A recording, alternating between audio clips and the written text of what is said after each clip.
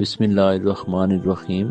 آج کل سردی کی وجہ سے جب ہم صبح نماز فجر کے ٹائم باہر نکلتے ہیں یا دن کو کئی علاقوں میں دھند ہوتی ہے اور یا شدید سردی کی لہر ہے، اس کی وجہ سے سانس لیتے ہوئے جسے فوگ کہتے ہیں، دھند کہتے ہیں، یا شدید سخت سردی پانی کو جما دینے والی ہے، وہ جب خوراک کی نالی میں جاتی ہے، پھیپھڑوں میں جاتی ہے، منہ میں جاتی ہے، گلا بھی خراب ہوتا ہے، سانس کی نالی بھی ڈسٹرب ہوتی ہے اور پھیپھڑے بھی میں بھی تکلیف شروع ہو جاتی ہے۔ پیشانی کو لگتی ہے، جب سر کو ٹھنڈی ہوا لگتی ہے تو نزلہ کام شروع ہو جاتا ہے، کیرا گرنا۔ اس طرح آج کل بہت زیادہ سر کو ڈانپنا ضروری ہے، جسم کو ڈانپنا ضروری ہے، یعنی گرم کپڑے پہننا۔ اور اگر فرض کریں کسی وجہ سے سانس کی نالی میں خرابی ہوتی ہے، گلا درد کرتا ہے، سرد درد کرنا شروع کر دیتا ہے، پھیپھڑوں میں ریشہ ہونا شروع ہو جاتا ہے سردی کی وجہ سے، سینے میں گھبراہٹ ہوتی ہے، کھانا پینا ہضم ہونے کی بجائے کیا آنے لگتی ہے، سینے میں جلن ہوتی ہے، معدے میں جلن ہوتی ہے، یہ کافی اس طرح کی خرابیاں شروع ہو جاتی ہیں اور اس کی علامتیں صرف سردی ہیں۔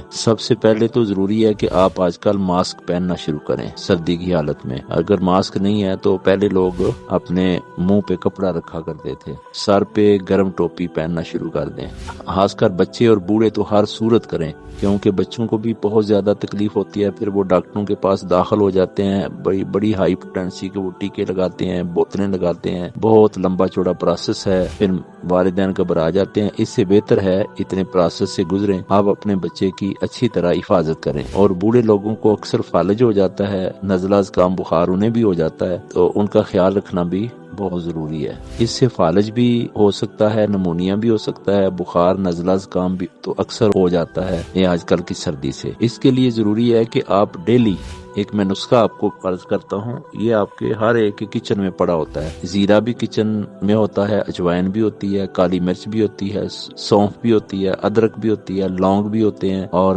سبز الائچی اور موٹی الائچی، کالی الائچی بھی وہاں موجود ہوتی ہے۔ چٹکی چٹکی لے کے ساری چیزیں کلو 1.5 کلو آپ پانی ڈال لیں۔ اگر 1.5 کلو ہے تو وہ 3 پاؤ جب رہ جائے تو سمجھیں آپ کا کہوہ تیار ہو گیا۔ پھر میں دوہرا دیتا ہوں، زیرہ، اجوائن، کالی مرچ، سونف، ادرک، لونگ، سبز الائچی، موٹی الائچی، یہ چیزیں آپ آدھی چمچ لے لیں، لیکن لونگ جو ہیں وہ 2-3 ہی لینے ہیں اور ان کو کوٹ لینا ہے، باریک کر لینا ہے۔ ان کا کہوہ بنائیں، کہوے تو بے شمار ہیں، بنے بنائے بھی مل رہے ہیں، جو شاندہ بھی بنا بنایا ملتا ہے، لیکن یہ جو چیزیں آپ اپنے ہاتھوں سے بنائیں گے تو اس سے آپ کا معدہ ٹھیک ہوگا، سر درد بھی ٹھیک ہوگا، کھانسی بھی ٹھیک ہو جائے گی۔ اگر آپ کا گلا ہے زیادہ تکلیف میں ہے تو اس میں آپ ہلدی کا پاؤڈر شامل کر لیں۔ اگر گلا زیادہ خراب ہے تو ہلدی کا کہوہ بنا کے اس کے غرارے کریں، اس سے بھی فائدہ ہو جاتا ہے۔ نمک والے غرارے بھی کرنے سے فائدہ ہوتا ہے، لیکن اس سے زیادہ ہلدی والے۔ اگر آپ کو پورے جسم میں درد ہے تو پھر آپ دودھ پتی بنا کے اس میں آدھی چمچ ہلدی ڈالیں اور اس کو ابالیں ایک دفعہ، اس میں شہد ڈالیں۔ یہ جو کہوے کی ترتیب پہلے بتائی ہے، اس میں شہد ڈالیں۔ شہد